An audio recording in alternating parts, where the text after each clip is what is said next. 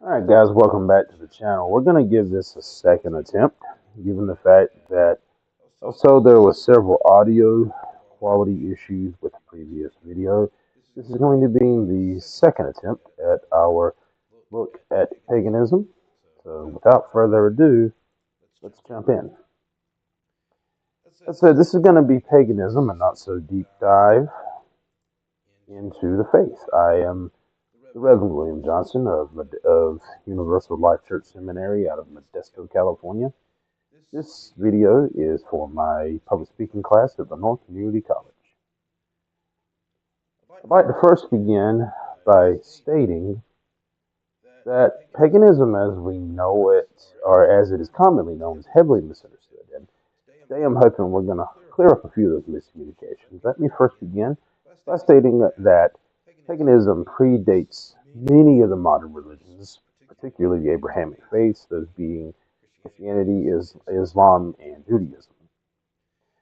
We see the history and the beginnings of paganism in ancient Europe and Mediterranean, around the Mediterranean Sea. This is Greece, Rome, Italy, even in the Scandinavian countries. That's where you get more into your Celtic paganism.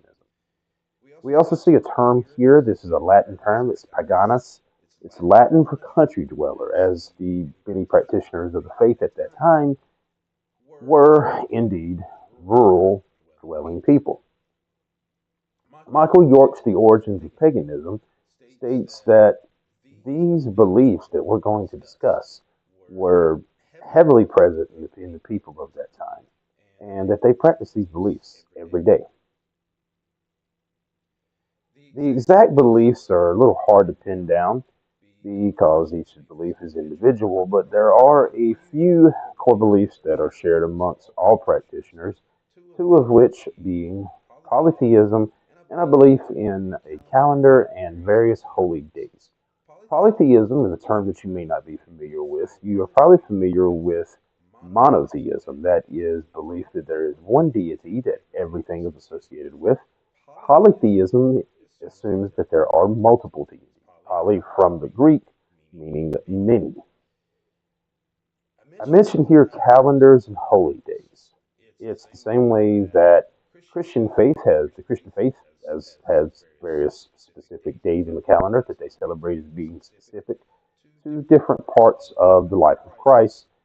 We pagans have similar, specifically the wheel of the year, which we're going to look at now. The chart that you see here is exactly that. It's a chart.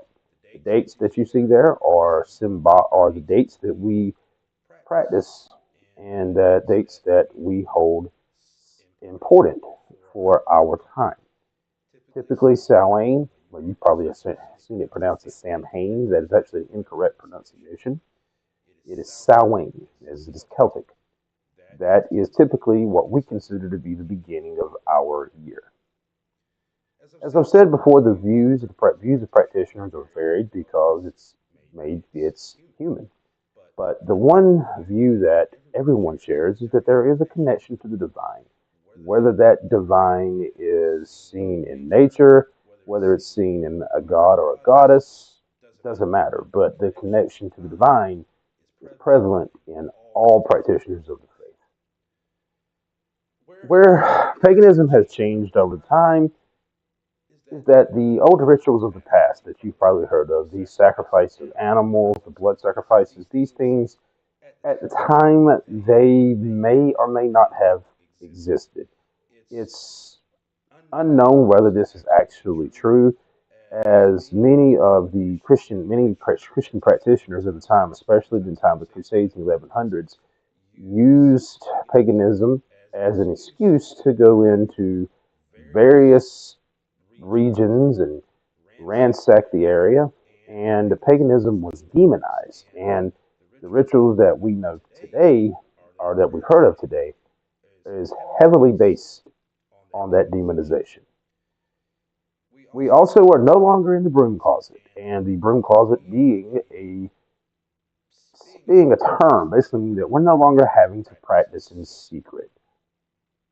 We are not the stigma isn't there anymore. Two major celebrity practitioners that you may be aware of. Sully Erna, who is the lead singer of the heavy metal band Godsmack, purports to be a practicing Wiccan, which is a form of paganism, and as does another individual that you may be familiar with by the name of Stevie Nicks.